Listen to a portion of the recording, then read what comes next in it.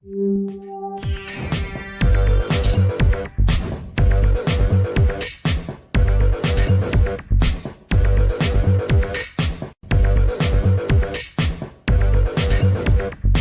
everybody, welcome to the show. You know where you are, the 9 at 9 with me, Tigo. And if you're sitting there right now, you know what's about to happen. Another amazing expert is coming onto the scene. But today is a little bit different. You know how you sit at home, maybe you look in the mirror and you go, oh, I wish I could do this. Man, I wish I could change lanes. Ooh, if I had the money. And you stop yourself. Well, today you learn how to not stop yourself. We're going to go from the post office to knighting. That's right, she's a dame. So sit right there. We'll be right back.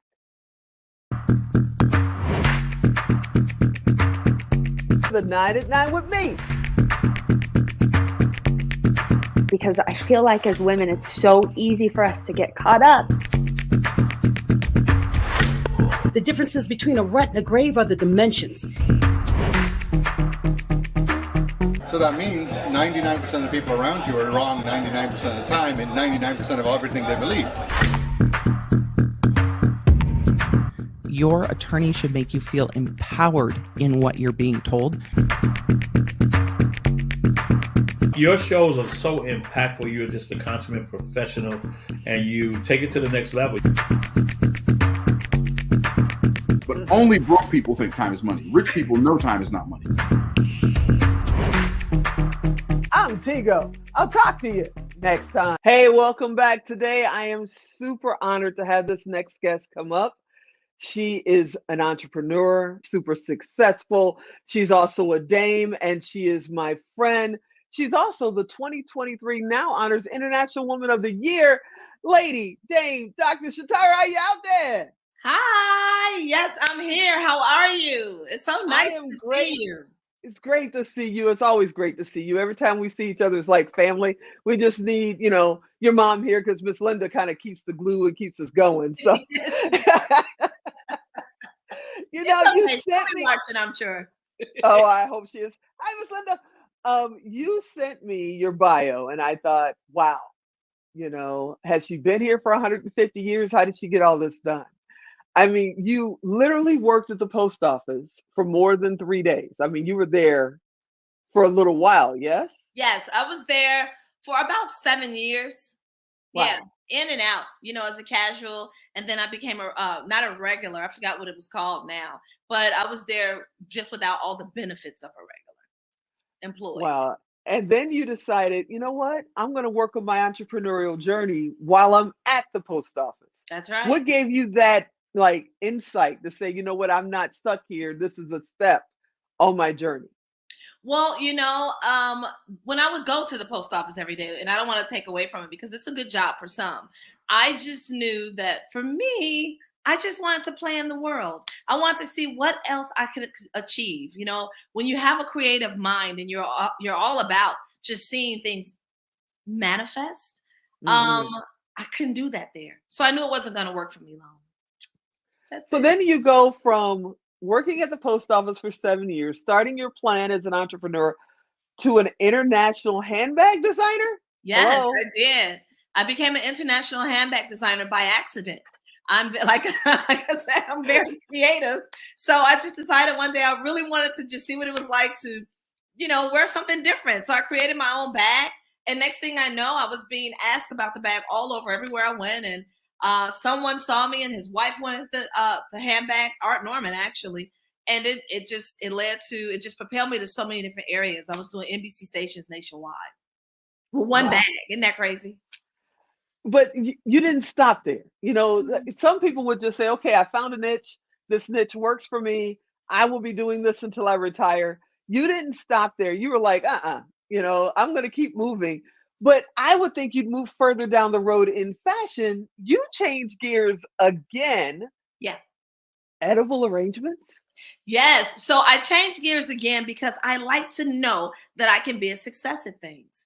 Most of the things that I've endeavored with, I've not had any education in it. I just love knowing that I can do things. And I always like adding things to my portfolio. So I was riding past a store once and I went inside and I was like, well, what is this? I thought it was so fun because I know that if I create everything that I do is usually umbrellaed under art. So if I do anything in art, I'm usually a success at it. And that was art for me. And I joined the brand, and I've purchased 6 locations, and I loved it. I'm a Hold franchisee up. as well. Wait a minute. Hold up. You didn't go get a job there. You didn't go buy one. You were like, let's just go for it and buy 6. You bought Yeah. 6. Over the time, I've purchased 6 edible arrangement locations, because even my handbags, I was invited to New York's Fashion Week. I made money with them. I was featured from InStyle to Ebony in magazines nationwide, receiving about $6 million in free advertising. And so I wanted to just, see what else I could do next. I felt like I had already made it in that world. I mean, I don't get bored easy, but I don't want to stop. I'm still living. Why should I stop? And then you say, okay, I'm a franchisee, which, I have been on this planet for now 60 years. I know a few franchisees, a couple of them are in the one with the golden arch, and they're great. They've got their whole family in it. But you decide, oh no, I'm not going to stop and be the franchisee of edible arrangements with my 6 stores. I want to be a franchisor and create my own stores and change lanes again, because you went from edible arrangements with, thank you so much, you've given me a couple and they're delicious. You went from edible arrangements to being a chicken dealer? I am definitely a chicken dealer. I tell everyone that. If you want to know what I do, here it is. I wear it proudly. I am a chicken dealer. Okay. So I'm a franchisee with edible arrangements, but I'm the franchisor, the creator nationwide of Chicago's Chicken Shacks. My brand has become a licensed franchise, and I'm so thankful to that. Being a member of even Edible Arrangements, I've learned so much about the world of franchising. And I said, listen, I can do this. Everybody's a dealer of some sort. I could deal poultry. I mean, why not? Hold on. Okay. But why chicken? I mean, you could have done anything. Yeah, that's what true. Made you turn your signal on and drop into the right lane and exit at the chicken ramp? Why chicken? You know what? First off, I love eating. That is an issue. Everything I'm a part of usually plays a role with some food of some sort.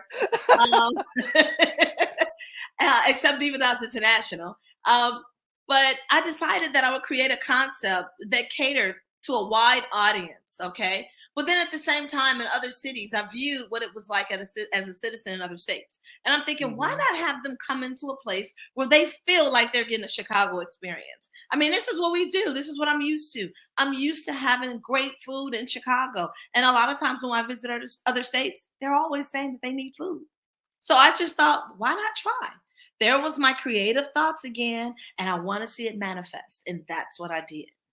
And you kept both. You're still a franchisee, yes, with Edible Arrangements, but now you're the boss, yes, with Chicago Chicken Shack. Yes. How do you balance your worlds? How do you say, okay, this is what's happening today, this is my priority, and then figure out where you're going to go down the road tomorrow, the next day, 5 years from now? How do you balance your worlds? When it comes to the balancing of things, it's really all about having a great team. So I would love to say one of the best managers in the world, and being a part of Edible Arrangements for over 10 years now, I've stabilized that even with my staff, So they help me. I am a success because of them, and they feel success because I also make sure that I give back to them. And, I absolutely love my staff. However, when it comes to me embarking upon new things like my Chicago Chicken Shack, I know every single detail that is needed to keep that going and to be a success. So every single day I'm implementing different things that, remind everyone that believes in me, also my franchisees, that this is a business. Their job is to sell chicken. Mine is to sell consistency. And in selling consistency, it aids me across the border. So that's how I keep things in alignment. I would ask you what your priority is, but I know you and what you're doing right now, Chicago Chicken Shack. I know that's your priority business-wise. Family's always important. But where's Chicago Chicken Shack going? What's your vision? Chicago Chicken Shack is going to be a household name. Your children will say, oh my God, I want a Chicago Chicken Shack tender. They're going to do it because I love what I do. They seem to love what we have. And chicken is not going out of style. It's not. It's not a trendy item. It's not Yeah, one no. out of style. And I think people love it. And why not share a Chicago experience in places outside of Chicago? You know, and I've had the privilege of being in one of your stores with you a couple of times, and I truly do love it. And I can't wait. And I'm gonna say we, because we gonna make this happen. I can't wait till we bring this out here to Nevada and the West Coast and all that good stuff. You are absolutely amazing. But somebody is out there thinking, I want to be a franchisee. I want to be a franchisor. How do they get started? Are you looking for other franchisees for Chicago Chicken Shack? Yes, we're definitely open and we're accepting applications. They can always go to chicagoschickenShack.com. The goal is to be visible nationwide, which is what we're already doing, and there's room for many, many more to come. My goal is to help change people's lives and open doors to new entrepreneurs who've never been a part of business and who probably would have had a difficult time joining a franchise. The goal is to make it easy, to help you grow, to see that you can do it and have confidence in doing it and love our food at the same time. Well, we only touched on this much of your journey in this short interview. I'd love for you to come back. We didn't get a chance to talk about the fact that you're a dame. I mean, it's on the thing. You're a dame. On top of that, you've had international businesses that have changed lives pretty much all over the world. Will you please come back and talk to us again? Yes, I'm looking forward to it. Have me any day. Call me. Awesome. You are the best, and you already know we love you. Thank you so much for being on with me. And thank you for being an individual to help expand others. We appreciate you, and I have much gratitude for that. Absolutely. All right, everybody, you know what to do. Don't send me a message and say, hey, I didn't get to write it down. Well, one is Chicago Chicken Shack, so how do you forget that? But two, you know what to do. Go to tigodirect.com, type in chicken, type in Chicago Chicken Shack, type in Shatira. She's coming up. Send her a message. Say, hey, I want to be a franchisee. Hey, I want to know more about what you're doing. Hey, I'd like to interview you on my show. She's amazing. You want to reach out to her. And it costs you nothing and it costs her nothing. It's just our way to make sure we get you connected with the guests that are on the show. I hope you enjoyed this episode. I want you to come back next time. And as always, I'm Tigo. I'll talk to you next time. Tigo Direct. Go find out. Reach out. Be a franchisee. Go, go, go.